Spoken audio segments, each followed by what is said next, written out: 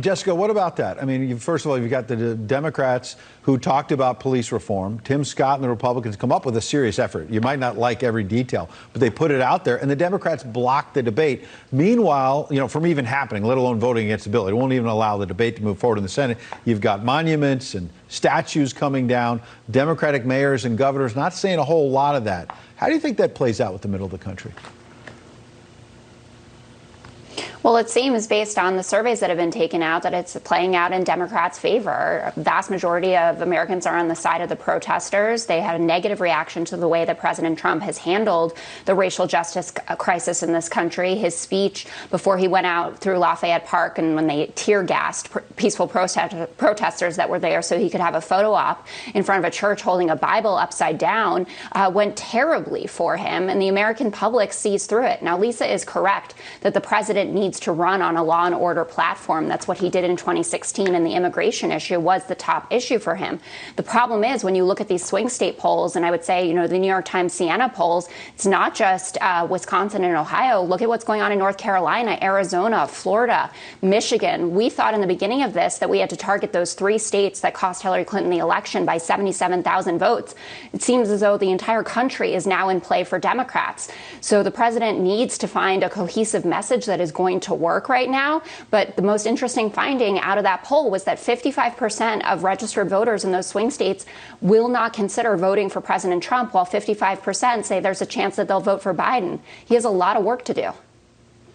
But Jessica, I see you moving away from the question, and that is about police reform and getting something done in this moment for the country, as your party and both parties have been calling for. Tim Scott, who unveiled the GOP plan, tweeted this literally just a few moments ago.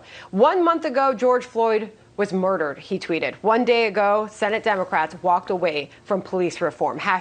#Justice Act. So what does it say about Democrats if in this moment they walk away and don't get anything done at all?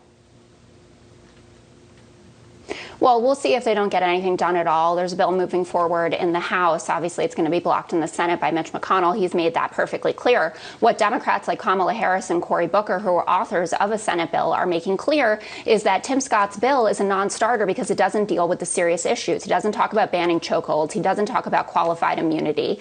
And they really feel like it's not enough of a gesture towards real reform. Now, I personally wouldn't have minded there been some sort of discussion on the floor about this. And Joe Manchin has said actually that he would vote for Tim Scott's bill. I don't think there are more Democrats that are going to take that position. I'm always for a conversation if there's one to be had, and I think there is here because there is agreement. But the fact that Tim Scott wouldn't take up those key issues that he knows are integral to the Democratic platform, I think shows that he wasn't willing to play ball from his side. Well, let's bring Lisa in because, Lisa, Tim Scott... let me just tell you, Tim Scott didn't get a chance to do any of that because the Democrats blocked the debate, Lisa.